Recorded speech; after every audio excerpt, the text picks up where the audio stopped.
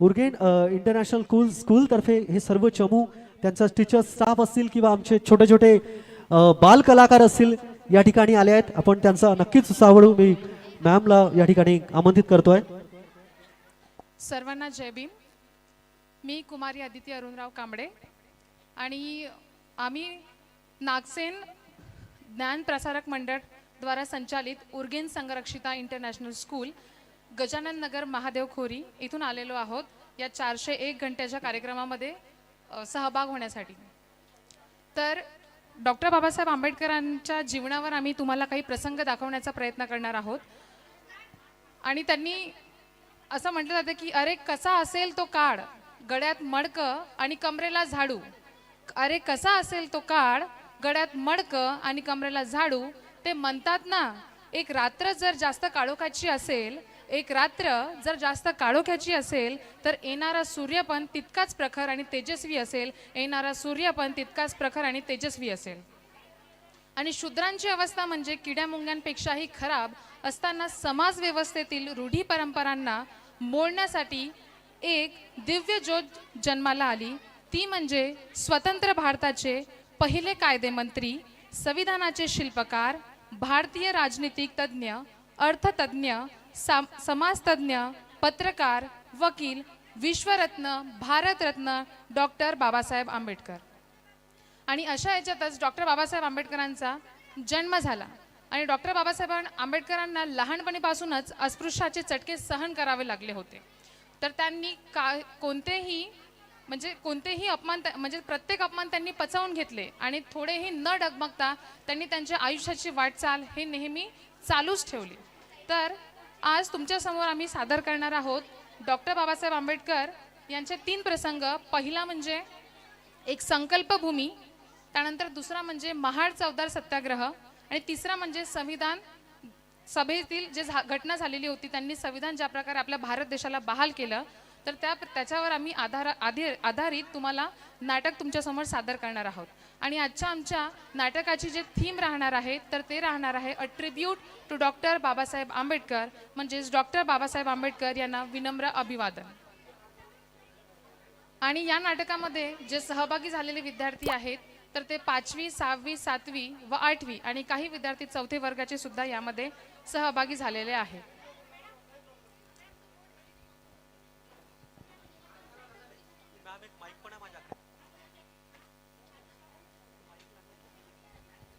Doctor Babasaheb Ambedkar यांच्या जीवनामध्ये अनेक प्रसंग असे होते की आपल्याला आजही जर आपण ऐकले तर आपल्या मनाला ते अक्षरशः लागून जातात. त्यांनी इतका अपमान सहन केला आणि आज आपण बघतो की आपल्यासोबत कोणी जर थोड्याशा जरी शब्दावर बोललं तर आपण त्याचा किती विचार करतो आणि लगेच त्याच्यावर काही ना काही चुकीच्या रिॲक्शन आपण देत असतो. परंतु बाबासाहेब आंबेडकरांनी न खचता त्यांनी प्रयत्न केले आणि आपल्यासमोर एक ज्वलंत म्हणजे एक उदाहरण आपल्यासमोर त्यांनी मांडलेलं आहे. तर तुमच्यासमोर घेऊन येत आहेत उर्गेन संरक्षिता इंटरनॅशनल स्कूलचे विद्यार्थी एक बाबासाहेब आंबेडकर यांच्या जीवनावरील 3 प्रसंग.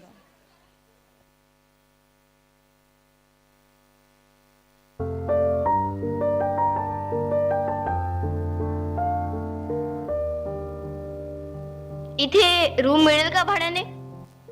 तुमचं नाव? भीमराव आंबेडकर. हिंदू?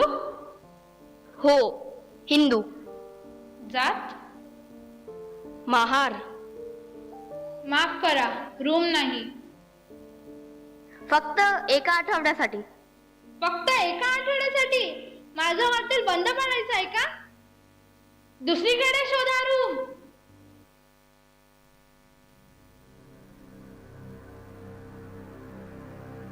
देखो देखो रोशन, पैसेंजर छे.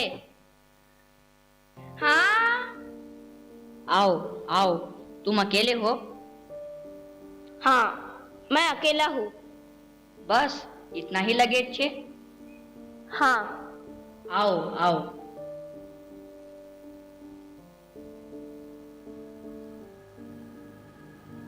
ओ खुदा, रोशन रोशन, वो पारसी नहीं है. उसने सुधरीन कुश्ती नहीं पहना है. तुम कौन है? तुम पारसी नहीं है? मैं पारसी हूँ. हमको बेवकूफ समझता है? ठीक है, तुम्हारा सुधरे कुश्ती दिखाओ, चलो दिखाओ, बताओ। मैं हिंदू हूँ। तुम यहाँ नहीं रह सकता है। यह धर्मशाला हमारी बिरादरी ने खाली पारसी लोगों के लिए बनाया है। मैं समझ गया आपकी परेशानी। मैं पारसी नाम लिखूंगा रजिस्टर में, आपको भी अच्छी आमदनी मिलेगी। मैं यहाँ रहूंगा तो जैसे ही मुझे रूम मिलेगी मैं यहाँ से चला जाऊंगा। मैं ऑफिसर हूँ, अकाउंटेंट डिपार्टमेंट, बड़ौदा स्टेट में। हाँ ठीक है, तुमको एक दिन का 5 आना भाड़ा देना पड़ेगा, बोर्डिंग और लॉजिंग का, और तुमको रजिस्टर में नाम लिखना होगा पारसी। Thank you. मैं इसके वास्ते खाना लाती हूँ। इस कमरे में नहीं रह सकता है तुम, हम तुमको दूसरा कमरा देगा। सामान उठाओ और आओ हमारे साथ।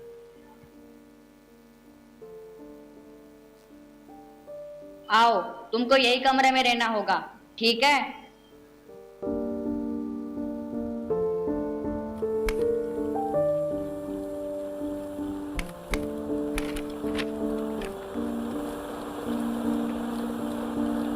पुरंदरे, स्टाफ सॅलरी फाईल द्या बरं।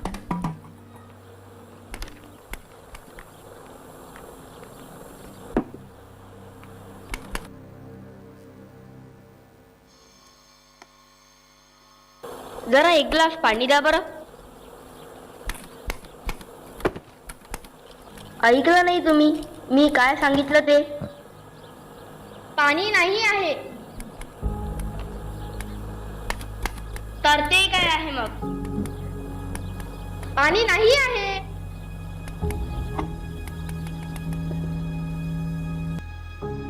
बघा, तुम्ही सिनियर ऑफिसर असाल, पण तुम्ही या पाण्याला स्पर्शही करू शकत नाही।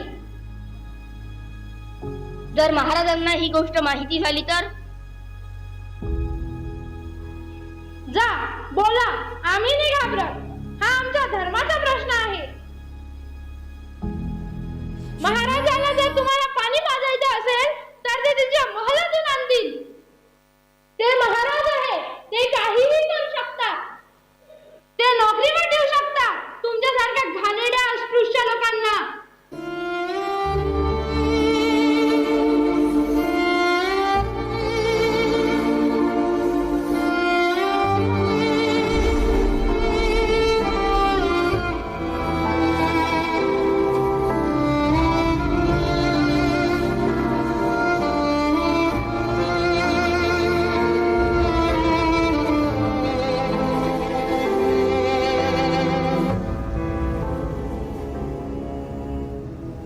याने आपली धर्मशाळा वाटवली। याला आपल्या धर्मशाळेत राहायचा अधिकार नाही आहे। चला मारा याला, पकडून लावा।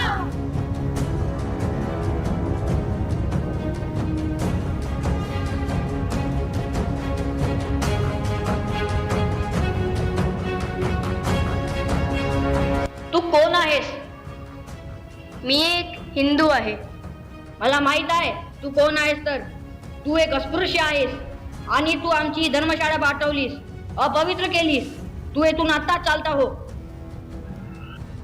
आता रात्रीची वेळ आहे, त्यामुळे मी सकाळी येथून निघून जाईल। मला फक्त तुम्ही 8 तासांची सवलत द्या।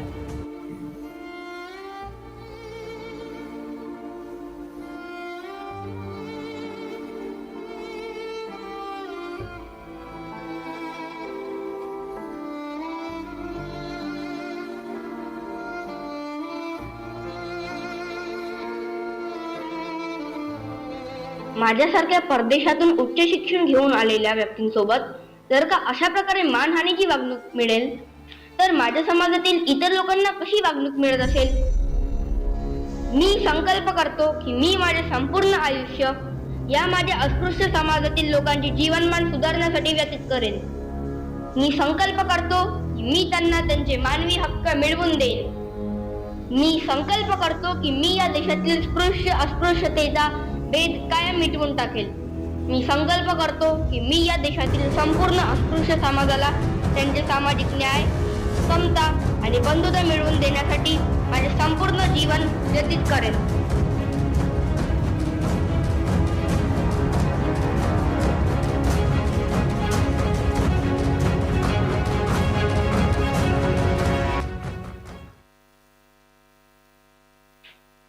नाना कधी येणार भीमराव? अहो असं ऐकून आहे 10,000 उठून दिसेल असा आहे. ते बघा ते आले. क्रांती सूर्य तू, शिल्पकार तू, भारताचा बोधिसत्व मूक नायका. मोडल्या रूढी त्या परंपरा, दिव्य तेजा तूच सकल न्यायदायका. क्रांती सूर्य तू, शिल्पकार तू, भारताचा बोधिसत्व मूक नायका. मोडल्या रूढी त्या परंपरा, दिव्य तेजा तूच सकल न्यायदायका. जीवन तुझे आम्हास प्रेरणा, दाही दिशा तुझीच गर्जना. गर्जना भीमराया, माझा भीमराया, भारताचा पाया, माझा भीमराया. या बाबासाहेब, आमच्या महाडमध्ये तुमचे स्वागत आहे. भीमराव हे आमचे सुरभा नाना, हे आमच्या महाडचे नगराध्यक्ष आणि ही त्यांची सहकारी मंडळी. नमस्कार. या परिषदेसाठी आमच्या महाड गावाची निवड केली. आम्ही महाडवासी खूप आभारी आहोत. आमचे राव बहादूर सिक्के बोले यांनी पानवटी खुले करावे अस्पृश्यासाठी हा ठराव विधिमंडळात मंजूर करून घेतला, परंतु सरकारने त्याची अंमलबजावणी नगरपालिकेवरती सोपवली. भीमराव आंबेडकरांचा विजय असो. भीमराव आंबेडकरांचा विजय असो. भीमराव आंबेडकरांचा विजय असो. बसा बसा, बसून घ्या. तुम्ही इथे आलात तुमचे आभार आहेत. मला एक सूचना करायची आहे. अस्पृश्यांना स्पृश्यांप्रमाणे नागरिकासारखे हक्क मिळायला पाहिजे. महाड परिषदेचा ठराव अंमलात आणूया. महाडचे सार्वजनिक तळे अस्पृश्यांसाठी खुले करूया. या परिषदेच्या निमित्ताने महाडच्या अस्पृश्यांना पाण्याची गैरसोय होत आहे, ती दूर करूया. म्हणजे काय करायचं? याचा खुलासा भीमराव करतील. हे बघा, एक लक्षात घ्या. आपण इथून उठायचं आहे, 14 तळ्यापाशी जायचं आहे आणि ओंदळ ओंदळ पाणी घ्यायचं आहे. आलं लक्षात? हे बघा, आपला सत्याग्रह हा शांततेच्या मार्गावर आहे. चला चला.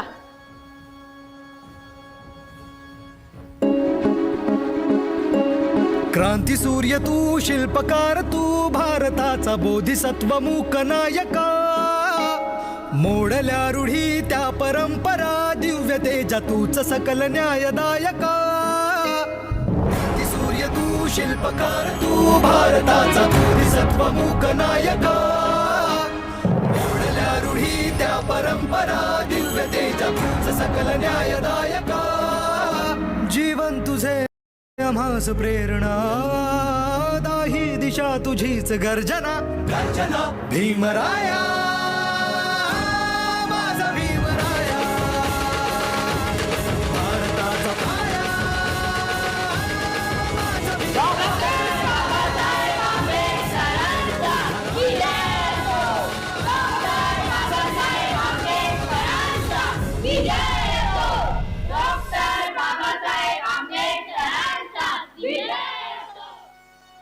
हा माझ्या एकट्याचा विजय नाही, तर सर्वांचा विजय आहे.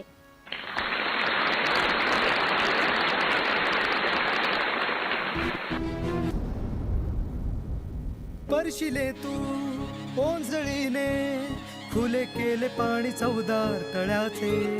हक्क देऊन माणसाचे, केले सोने पीडितांच्या जीवनाचे.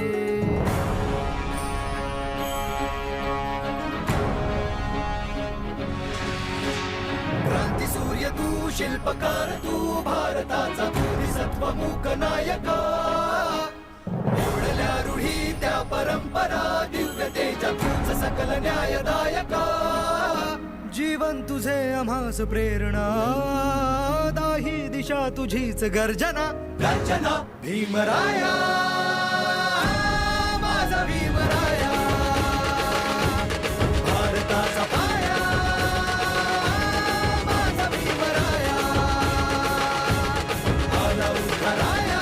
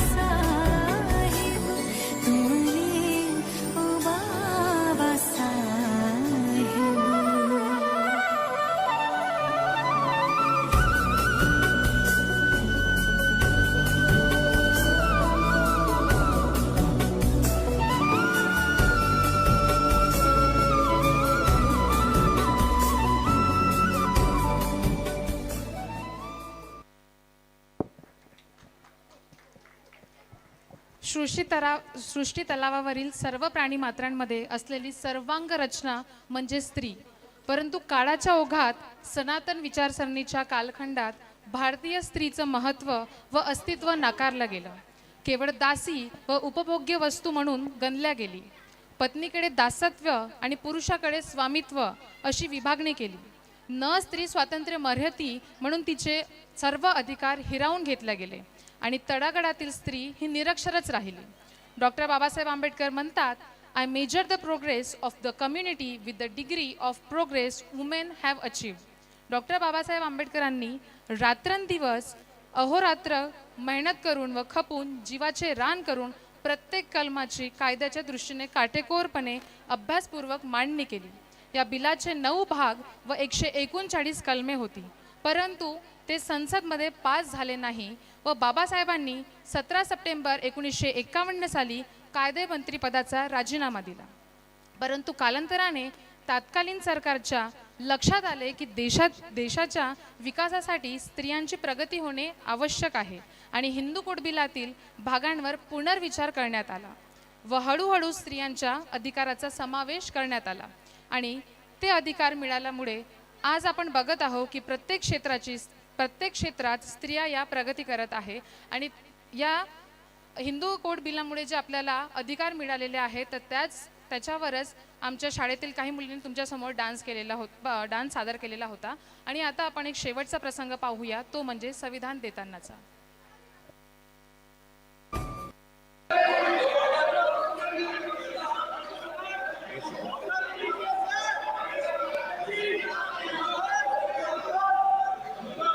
राष्ट्रपती महोदय सर, मी ड्राफ्टिंग कमिटीद्वारा नियोजित केलेली संविधानाची रूपरेषा प्रस्तुत करतो आणि निवेदन करतो याच्यावर विचार केला जावा. राष्ट्रपती महोदय सर, मी उपस्थित असलेल्यांपैकी एक आहे. सर्व लोकांना माहीत आहे संविधानाचा मसुदा तयार करायला आंबेडकरांनी किती मेहनत व वेळ खर्च केला. कदाचित संसदेला माहीत असेल त्यांच्याद्वारे 7 सदस्यांमधून एकाने राजीनामा दिला. त्यांच्या जागेवर कुणालाही घेतले नाही. एक सदस्य अमेरिकेत असल्यामुळे तेही जागा खाली राहिली. काही सदस्य राज्याच्या कामामध्ये व्यस्त होते, त्यांचीही पण जागा खाली राहिली. 1-2 सदस्य दिल्लीच्या बाहेर होते, तब्येतीसाठी तेही सामील झाले नाही. म्हणून झालं असं की मसुदा तयार करायचा सर्व भार डॉक्टर आंबेडकरांवर आला आणि मला त्यामध्ये काही शक नाही, कारण आपण सर्व त्यांना परिचित आहात.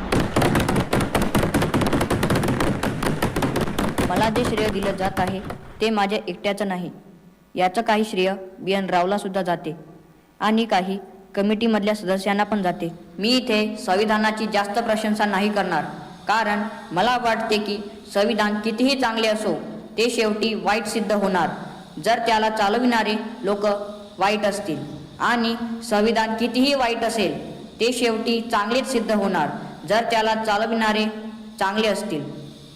म्हणून जनता आणि त्यांची राजनैतिक दलांच्या भूमिकेला संदर्भामध्ये आणल्याशिवाय संविधानावर निर्णय देणे किंवा त्यावर टीका करणे माझ्या विचारामध्ये व्यर्थच ठरेल. धन्यवाद.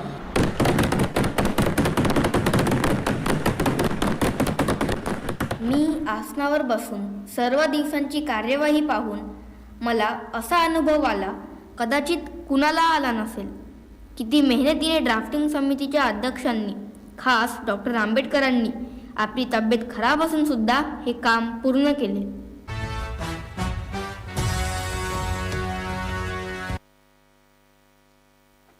आणि अशा प्रकारे 2 वर्ष 11 महिने 18 दिवस डॉक्टर बाबासाहेब आंबेडकरांनी अहोरात्र मेहनत करून भारत देशाला सुंदर असे संविधान बहाल केले.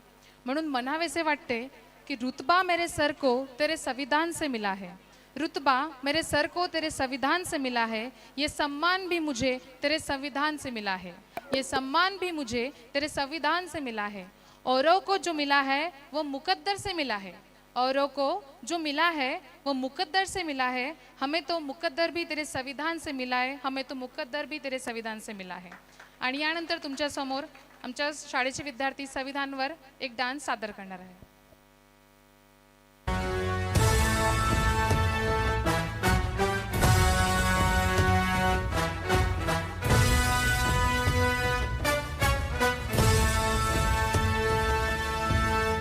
स्वतंत्रता को बल देता है, समता न्याय का बल देता है। स्वतंत्रता को बल देता है, समता न्याय का बल देता है। जिसकी बदौलत भारत देश को मिला यहाँ सम्मान है। भारत का संविधान है, भारत का संविधान है, भारत का संविधान है, भारत का संविधान है। स्वतंत्रता को बल देता है, समता न्याय का बल देता है। जिसकी बदौलत भारत देश को मिला यहाँ सम्मान है। भारत का संविधान है, भारत का संविधान है, भारत का संविधान है, भारत का संविधान है।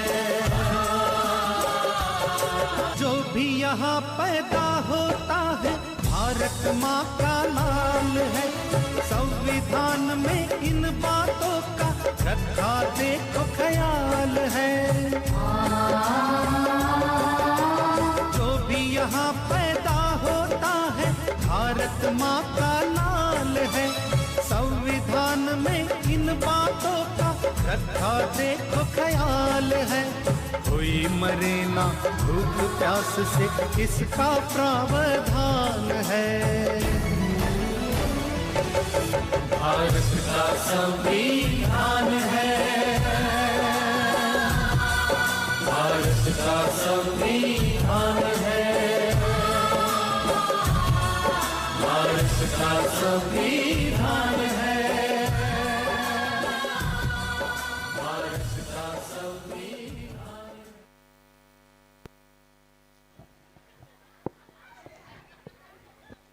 अप्रतिम अशी रचना आज उर्गेन इंटरनॅशनलच्या या सगळ्या विद्यार्थ्यांनी इथे सादर केली. मी सगळ्यांना स्टेजवर आमंत्रित करते. संपूर्ण टीम, उर्गेनची संपूर्ण टीम, टीचर स्टाफ सगळ्यांनी स्टेजवर यावं. खरं तर ही एंट्री जेव्हा आमच्याजवळ आली तेव्हा सगळ्यात पहिले आम्हाला विचारण्यात आलं होतं की आम्हाला किती वेळ मिळेल.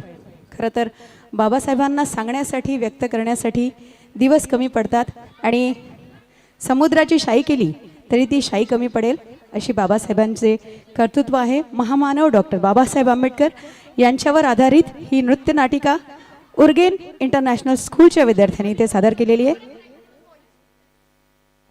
सर्व विद्यार्थी आणि टीचर स्टाफ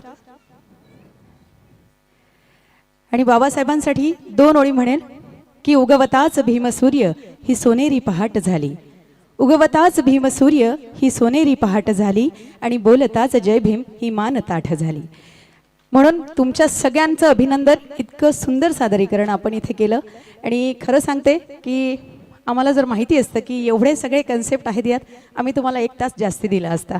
पण आम्हाला लिमिटेशन्स आहेत कारण वर्ल्ड रेकॉर्डचे काही नियम असतात. त्याच्यामुळे आम्ही तुम्हाला फार वेळ देऊ शकत नाही. पण जर परत एकदा सादरीकरण करू शकत असाल तर नक्कीच तुमचं स्वागत आहे. तर जोरदार टाळ्या होऊन जाऊ द्या उर्गेन इंटरनॅशनलच्या सगळ्या विद्यार्थ्यांसाठी. आणि अर्चना मोहल्ले ma'am, Naik ma'am, Thackeray sir या स्टेजवर. आणि ही खरं तर ही भेट म्हणजे काही तुमच्यासाठी खूप मोठी नाही आहे, पण ही आमच्याकडनं तुम्हाला सदिच्छा म्हणून. तुम्ही अशीच प्रगती करत राहू आणि तुमची शाळा अशीच मोठी होत राहो. सगळे टीचर स्टाफ कृपया पुढे येतील. या सगळे. ही स्वराध्या एंटरटेनमेंटची ही ओळख आज या वर्ल्ड रेकॉर्डमध्ये आपण जे सादरीकरण केलं त्यासाठी. आणि आपले खूप खूप अभिनंदन, आभार. सगळ्या विद्यार्थ्यांचे सुद्धा आभार. इतकं सुंदर सादरीकरण आपण केलं. एकदा परत जोरदार टाळ्या होऊन जाऊ द्या. Thank you ma'am, thank you. तुम्ही स्थान ग्रहण करू शकता. खूप सुंदर